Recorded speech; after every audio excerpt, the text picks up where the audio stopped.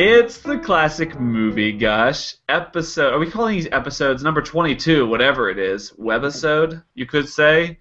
And oh my goodness, is Melissa Tagg excited to talk about this movie. This is one of the movies that when you start Webisodes, a podcast, or whatever this is, on classic movies, this is one that she had in her sights from day one. And the movie in question is His Girl Friday from 1939, or is it 1940? I think it's 1940. Starring Cary Grant and Rosalind Russell and a few other assorted characters, most notably Ralph Bellamy. And we will be talking about this film. And Melissa says this film changed movie making forever.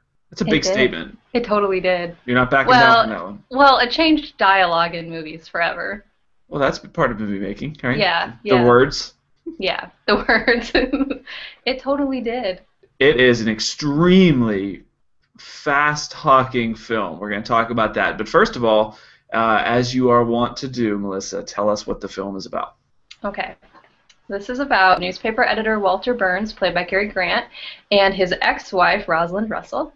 And the movie opens with Rosalind Russell coming to the newspaper office to tell Walter Burns, her editor, that she is getting remarried and leaving the newspaper business once and for all. And Walter Burns, Cary Grant, is not happy with that, and so the entire rest of the movie is spent with him convincing her that she needs to stay and write one last newspaper article. And this newspaper article is all about a guy who is basically on death row, and he's supposed to hang the next day. And so yeah, that's basically the plot of the movie, is Cary Grant trying to get Rosalind Russell to stay around and write this article and entice her to stay in the newspaper business, and incidentally to stay with him as well. It's hilarious. It's great. Of course, directed by your guy, Howard Hawks. Howard Hawks, yes. Howard Hawks is quite the visionary who had a great influence on Peter Bogdanovich. And let's just get straight to what is the first thing you have to notice when you watch this film. And I think I can say this almost without qualification. It is got to be the fastest speaking movie I think I've ever seen. There is just, it doesn't let up. And so I took down this quote here because the film is known for that. And Peter Bogdanovich, who directed most famously What's Up, Doc, he interviewed Howard Hawks. And Hawks said that he had noticed that when people talk, they talk over one another. And I know you told me to look for this as soon as I was told to watch the movie. Hawks said, especially people who talk fast or who are arguing or describing something. So we wrote the dialogue in a way that made the beginnings and ends of sentences unnecessary. They were there for overlapping. And that was so fascinating to me because as a writer, I mean, I'm not an actor, but I think about acting a lot. As I watched these scenes, I thought, how many takes to get the timing right? And it's interesting that the mechanism was in the writing, that they actually wrote meaningless sentence endings. That's fascinating. Just so that they could talk over each other. Like, well, okay, this is funny too. This movie, sometimes people criticize Howard Hawks and say that he shouldn't take credit for developing fast dialogue because the movie is actually based on a play called The Front Page, and that play was made into a movie in like 1931 or something. And they talk really fast in that version of it too. And so some people are like, well, Howard Hawks can't take the credit for the fast talking. But what Howard Hawks did, which is so cool, is yes, he wrote the dialogue or had the writers write a dialogue in a way that allowed them to overlap. But he also changed how they did sound. They didn't have, like today you can do multi-tracks when you're doing volume in a movie. Well, they didn't have that then, so a lot of times they just did sound with an overhead boom. Well, he decided to do away with that, and instead he had a bunch of different microphones all around the set. And so that is part of what makes it so cool, is not only were they talking so quickly and overlapping each other constantly, the sound guy was constantly having to turn different microphones off and on. And like I think I read that like there's one scene where there's like 35 different switches where he switched the microphone back and forth as they were talking super fast. So cool. It's crazy. It's when you find an innovator like that, it does change the behind the scenes stuff that we never see. Mm-hmm. I mean, even something. Here's a random example: Mork and Mindy. I think I mentioned when Robin Williams was suddenly doing TV, nobody knew how to do that with a typical 3-camera setup. Like Mm-hmm. they had to like add cameras because you never knew where he was going to go, and it's really cool to watch the execution. Where I have to say that whoever's in the film, but especially Rosalind Russell and Cary Grant, it's just so fast and so natural, and the supporting characters do a pretty good job too of coming in. Like I can't even imagine how many words. I guess in some ways it's not unlike kind of what they do with Sherlock today, right? Like you ever think about how much is said, and it's not throwaway language. It's just so fast, and They're really fast. You're recognizing the art, but still the performance is good enough that you're not taken out of the picture. Right. They talk so fast in this. I think I read that like the average person speaks like 100 to 150 words a minute, and they clocked this at like 240 words a minute. And when they were filming it, Howard Hawks brought in a bunch of newspaper people just to see if it was accurate and to watch some early takes. And the newspaper people kept saying to him, well, you realize this isn't as fast as the front page, the movie version of the front page. And Howard Hawks was like, it's faster, believe me, it's faster. And once this movie came out, he actually did a screening where he showed both movies side by side to prove that his was the faster version of it. It's awesome. These days, special effects and CGI and just the magic of movie making and gravity, what is possible, we oftentimes lose the focus on story and performances, and really it's just like, well, how cool can they make the Hulk look next time? Right. But if you go back to the 1930s, and this movie was like one of the first of the 40s, sound was the crazy high-tech innovation of that generation, where they had just broke into sound, so they didn't have the ability to do too much with camera tricks. Only a few innovators around the world were doing much. So really, to put the emphasis on how could we do sound in a way that no one else is, it's really cool. In general, Hollywood has just lost the respect for comedy over time so long ago. There's never a comedy up for Best Picture, and here you have these great comedies, even the screwball ones we keep talking about, and they're innovators of their time. I love that. They are, and it's so funny too. I think part of the reason that comedies aren't up for awards now is because they aren't funny. His Girl Friday, like they're saying so much so fast, but like every single line is funny to me anyway. I mean, and Cary Grant again. I remember talking about a couple of the movies he's done. And we did Arsenic and Old Lace, and I said, that is about as funny as I've ever seen him. And you said he wasn't even comfortable with how goofy he was in that. But I think in this one, he's like right on that line in a couple moments. As it progresses and it starts to unravel, he's got the face expressions going. They ad-lib some lines. He drops another Archie Leach, his real name, reference in there. Yeah. But what I wanted to ask you about is I am woefully ignorant of the career and life of Rosalind Russell. And, I was surprised to find out she was basically the reigning award-winning actress until Meryl Streep came along and tied her for, like, number of Golden Globes or something. So who was Rosalind Russell? Because she doesn't have that status of a lot of the others. She's not as well known, and she's especially not as well known for screwball comedies. I mean, as she got older, she played a lot of older roles that she was more well known for. But before this one, she'd been in The Women, which is kind of well known. But she was like way far down the line of actresses that Howard Hawks tried to get for this movie. Well, wasn't the role supposed to be a male in the play? In the play, it was a male, yes. And how it ended up being a female, actually how the movie ended up getting made is Howard Hawks was at a party apparently and was talking about how this play, The Front Page, had some of the best dialogue of their time. Howard Hawks liked dialogue too, and so he pulled out a script, and I really like that he just randomly had a script with him if this story is right, and had two people in the group start reading it, and he had a woman read the role of Hildy Johnson, and realized as they were reading how great it sounded coming from a girl, and so he then got the idea, let's rewrite this whole thing, and that's how it became a woman's role. But yeah, Rosalind Russell, she she wasn't like greatly well known. He actually wanted Carol Lombard for the role, but she was making too much money at the time, and he couldn't afford her. And Rosalind Russell, according to a lot of stuff, knew that she was not his first choice for the role and felt like she wasn't getting equal time on the set and equal treatment. And so she started ad-libbing her lines so that they would be as funny as Cary Grant's. And I mean, they really are. She says some really funny things. And if you watch closely a few times, you can see Cary Grant kind of crack up at a few things that weren't scripted. But I read that she actually hired her own writer to punch up her lines. Like an advertiser or something. So Cary Grant would come in and say, "What do you got new today?" And Howard Hawks liked ad-libbing on set, so he didn't really have a problem with that.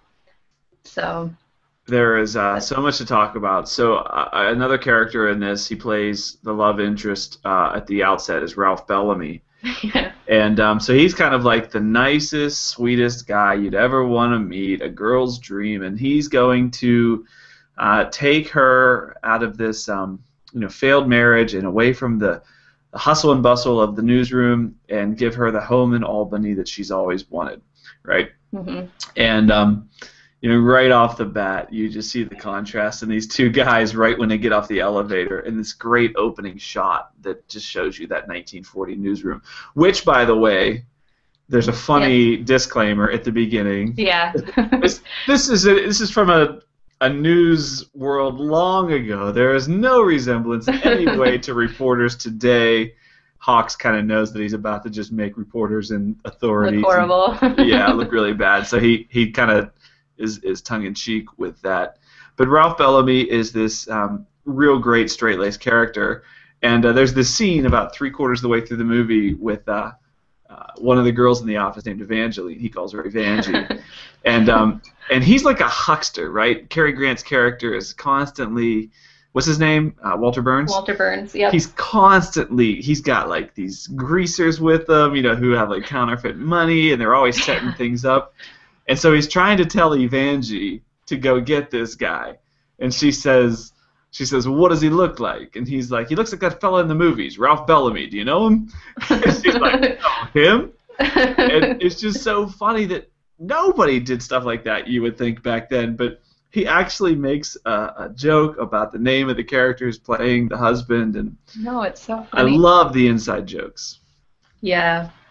I love that line. I think they tried to make them take that line out of it, too, but Howard Hawks fought to keep it in there because they thought it was funny. It was. It was funny. Getting my attention, 70 years later, I guess it is. So, hard to narrow it down. What is one of your favorite parts? Like when you think of His Girl Friday, and now you come from the background of being a reporter, like, so you love everything about these old movies. You love the world of writers and newsrooms, and I can see why this is a total Melissa Tagg movie. But if it's one of your favorites ever, what's one of your favorite scenes in this picture? It's actually very close to the beginning when Walter Burns has just found out that what's-her-face is going to get remarried, Hildy Johnson, and he worms his way into taking her and her new fiancé out for lunch. And the dialogue in that scene is so beyond great because the whole scene is Cary Grant drilling Ralph Bellamy. And the whole time that he's doing that, Hildy is just making these snide side remarks that are so funny. And they're almost carrying on like multiple conversations with each other at the same time. I love it. I always say that my favorite scenes are with the dialogue, but it really is. That scene, the dialogue is so fast and so snappy, and the interplay between Cary Grant and Rosalind Russell is perfect. Yeah, I honestly, when I think of what my favorite scene was, it's one of the amazing things about it is how long the takes are. So they're in Walter Burns' office, or they're in a lot of the movie is set in the reporter room right across from the courthouse, which again, it's also kind of a neat glimpse into that world. They've got this circle of phones around the table, and the reporters sit in there waiting for the stories to break, and they call in their stories and things like that. And they all have different versions of the stories when they call them in. They do. And, so it's madcap. Inevitably, things kind of come to a fevered pitch, and then the fiancé's mother shows up, and she's getting carried out by this, street guy. it's hard to like just say one scene because there's Hmm. very few settings, and that's to the credit again. We've talked about this where you can you can see when you read into it how it was adapted from the stage, but Hmm. they just did such great adaptations. I mean, it really is something. Is this your favorite Howard Hawks film? Oh, it might be favorite tied with Bringing Up Baby, Okay. which is also Cary Grant. That's Cary Grant and Katharine Hepburn. And I've often thought with His Girl Friday, you could so easily see Katharine Hepburn in this role with Cary Grant. And I think it's because of Bringing Up Baby. They have the same like frenetic pacing where they're just the whole movie they're moving and talking. Um, Well, yeah. I don't know if Anyway. I was misreading it or not, but I actually thought that Rosalind Russell. I mean, it was kind of that time that women played this type of character. But to me, Hepburn kind of owns it when it comes to the little like way she held her words, and she had that little bit of a Hmm. growl. Rosalind Russell Yes. kind of does that in this film, and I was actually thinking like, man, that was just even when Evangie comes over for her one line, she's got her hand on her hip, and she's like Yeah. just so overplaying this walk on line. Hmm. The thing that I really like about Howard Hawks movies is he gives the female leads the same screen time and lets them be stronger characters. I mean, other than his movies, still a lot of movies in that time period, women were just kind of a lesser role and not quite as, I don't Yeah. know, just not as loud on the screen as the men they were playing against. So And I like Hildy that about Johnson him. is a great female lead character. She's super Yeah, she strong. really is. She gives it to the whole crew of male reporters.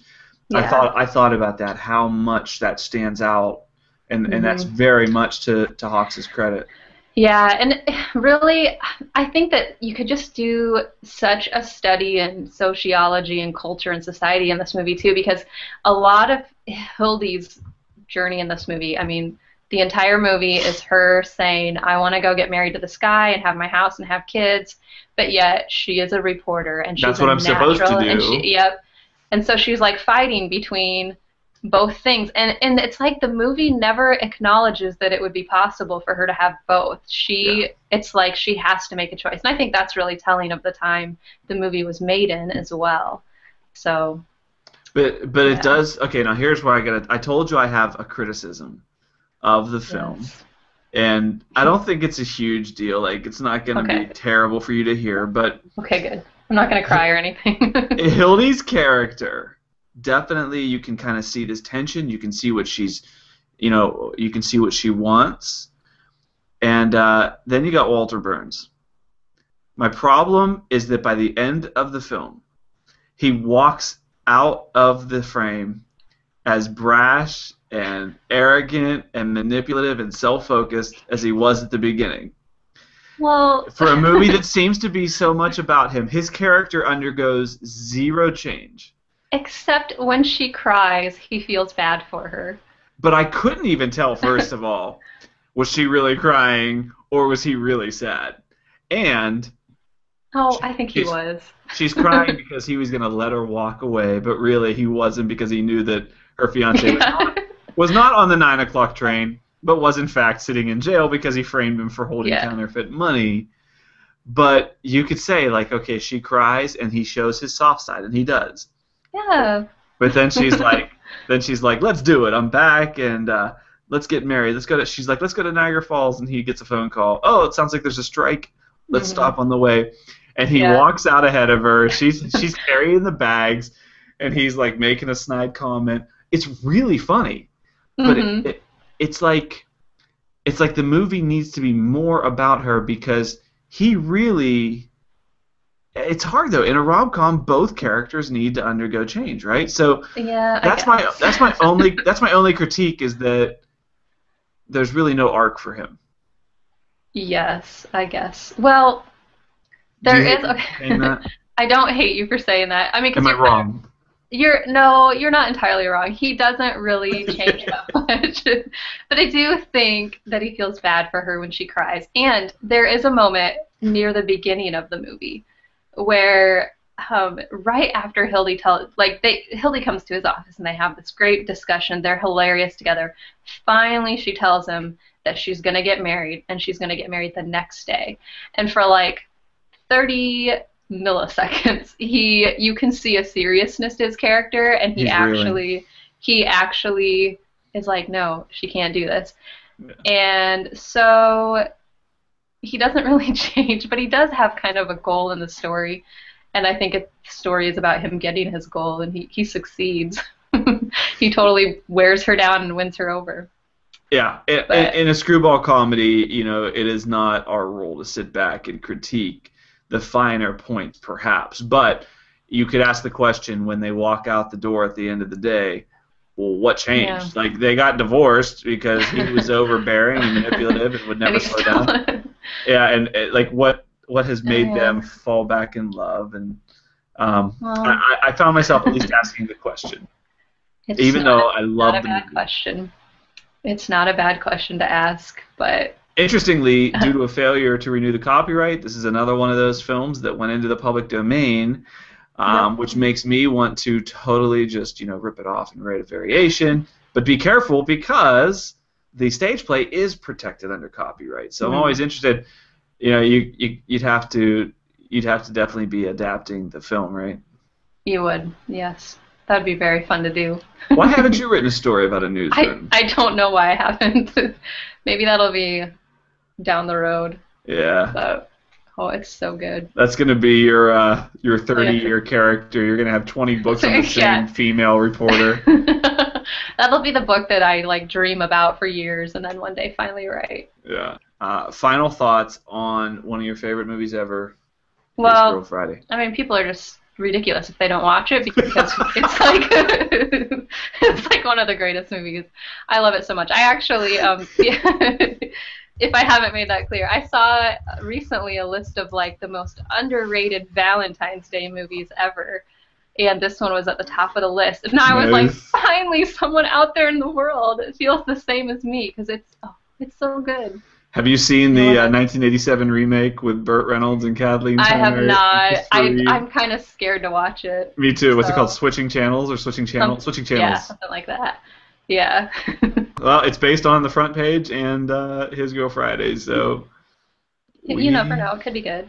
We shall see.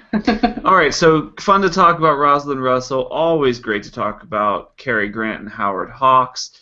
Well, we went weeks without talking about Cary Grant and screwball comedy. So I think if we could put a couple weeks in between each one, we're doing good. But they're clearly one of our favorites, and we will be back next time with another movie.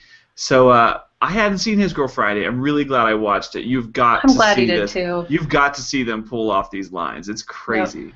And if you want to be my friend, it's just kind of it's just requisite, mandatory. It's like, what's up, dog? It really is. Ooh, that would be a tough question. What is better, His Girl Friday or What's Up, Doc? I don't like to answer questions like that. Ooh, I think at this point I have to say What's Up, Doc, because I have more history with it. Yeah. But over time, I might be persuaded. I don't know. Anyway, they're both so good. They are so good. Let us know what you think, and have you seen His Girl Friday, and what do you think? If not, check it out, and let us know what other flicks you want us to talk about. See you next time. Not know 5% of what you know. I know so much. I do know a lot though about this one.